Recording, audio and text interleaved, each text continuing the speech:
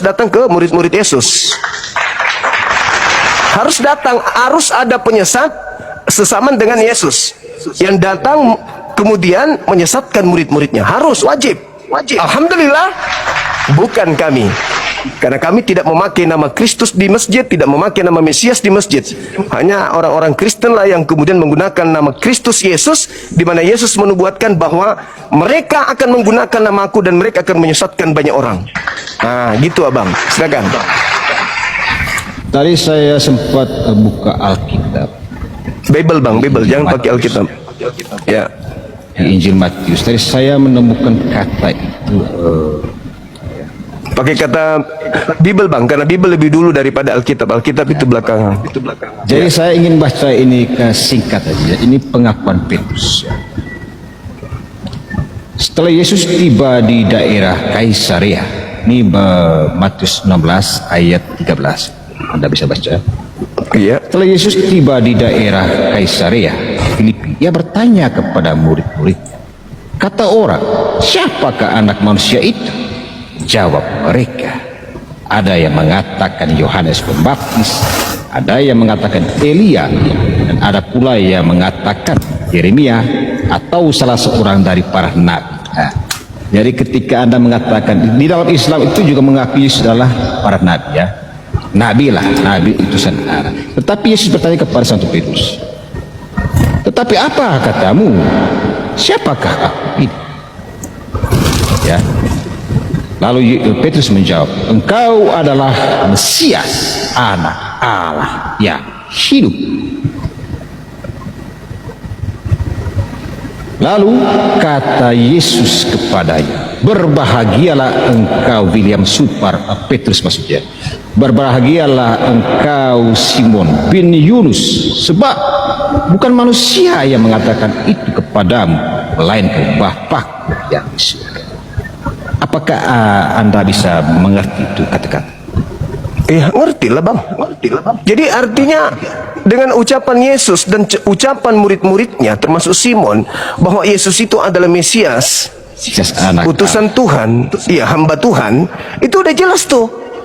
Berarti ada Kristus baru, ada Kristus baru yang dilantik nanti setelah penyaliban. Ini Yesus sudah Kristus dari sejak, iya, ada Kristus baru yang dilantik setelah penyaliban. Sedangkan Yesus ini sudah diketahui oleh orang-orang Yahudi bahwa dia adalah Kristus dari sejak lahir.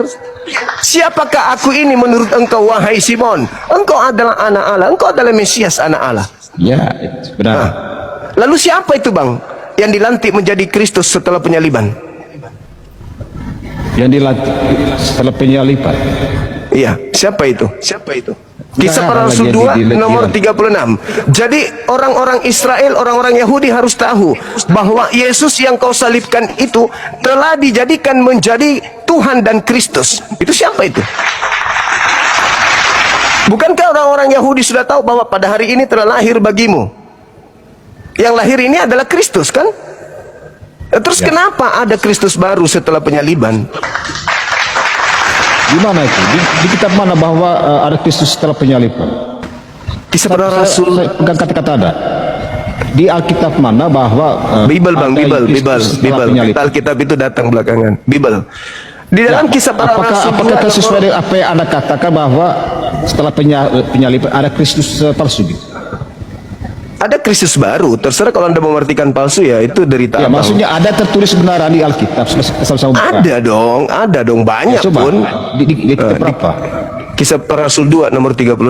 Ya, kita nggak boleh ngarang-ngarang loh, Bu. Jadi kita harus. Saya Muslim bang, saya bukan Kristen. Saya Muslim kebetulan. Iya. Jadi semoga Muslim juga jangan ngarang-ngarang loh. Kan bukan. Ya justru karena itu Muslim itu nggak ngarang. Di mana tadi yang Anda mengatakan? Di Kisah Para Rasul 2 nomor 36.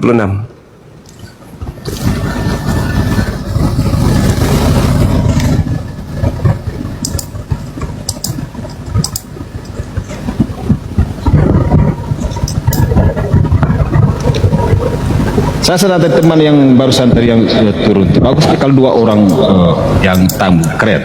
Saya akui dia cerdas sebenarnya. Mungkin dia lebih cerdas dari saya. Kisah Para Rasul 2 36 ayat 3. Saya baca. Silakan. Jadi seluruh kaum Israel harus tahu dengan pasti bahwa Allah telah membuat Yesus yang kamu salibkan itu menjadi Tuhan dan Kristus.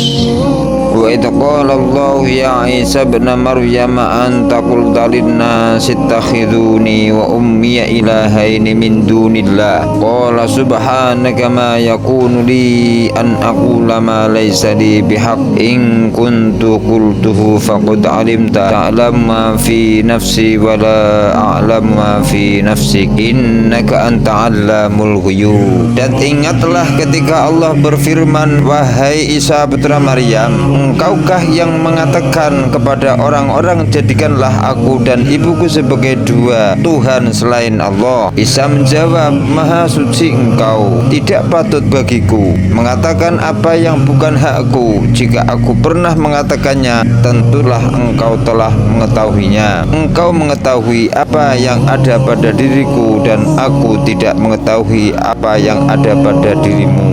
Sungguh engkaulah yang maha mengetahui segala yang gaib. Surat Al-Maidah ayat 116. Nasrani menganggap Nabi Isa sebagai Tuhan adalah orang kafir.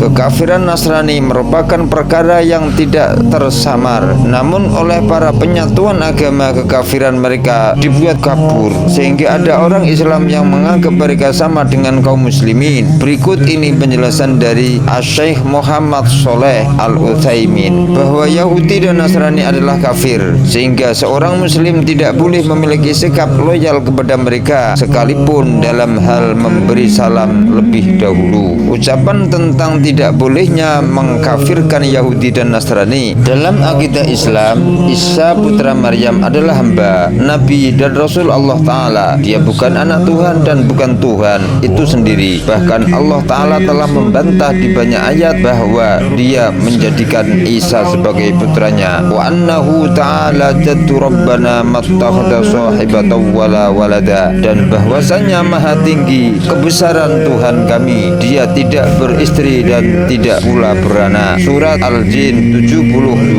Allah menggambarkan bahwa dia maha kaya, tidak butuh kepada yang lainnya. Dia tidak butuh mengangkat seorang anak dari makhluknya. Qalu takhadallahu walada subhanahu wal ghaniyyu lahu ma fis samawati wa ma fil ardi inna indakum min sultanin bihadza ataquluna 'ala Allahi ma la ta'lamun. Mereka orang-orang Yahudi dan Nasrani berkata, Allah mempunyai anak, maha suci Allah, dialah yang maha kaya, kepunyaannya apa yang ada di langit dan apa yang ada di bumi. Kamu tidak mempunyai hujah tentang ini. Pantaskah kamu mengatakan terhadap Allah apa yang tidak kau ketahui? Surat Yunus ayat 68. Sungguhnya umat Kristiani telah berlaku lancang kepada Allah Subhanahu wa Ta'ala, menuduhnya telah mengangkat seorang hamba dan utusannya sebagai anaknya yang mewarisi sifat-sifatnya. Karena ucapan mereka ini hampir-hampir langit dan